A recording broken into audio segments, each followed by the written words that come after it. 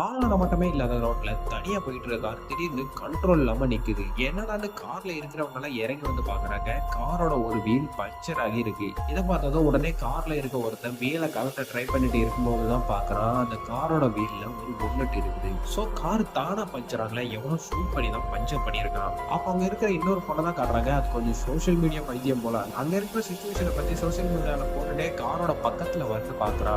வீலை change பண்ணிட்டு இருந்தவன் தலையில ஒரு பெரிய ஓட்டையை விழுந்து செத்து போய் கிடக்குறான். இதை பார்த்ததும் பக்கத்துல இருக்கிறவங்க கிட்ட சொல்ல பாக்குறான். அப்ப அவன் கண்ணுல இருந்து ரத்தம் சொட்ட ஆரம்பிக்குது. ஏன்னா அந்த சீரியல் கில்லர் அவன் கண்ணிலேயே ஓட்டையை போட்டு விட்டுறான். இதை பார்த்து எல்லாருமே மிரண்டு போய் நிற்கும் போது ஒரு புல்லட் அவனோட கண்ணுல இறங்குது. அவனும் அந்த இடத்துலயே சேர்த்து போயிடுறான். இதை பார்த்ததும் மிரண்டு போய் நிக்கிற எல்லாருமே ஒவ்வொரு திசைக்கு ஓட ஆரம்பிக்கிறாங்க. அப்ப அந்த கூண்டுல இருக்கிற இன்னொருத்தரோட ஷோல்டர்லயே ஒரு புல்லட்டை இறக்கிடுறான். அடிபட்டதோட அவன் காரோட பின்னாடி போய் ஒளிஞ்சுக்கிறான்.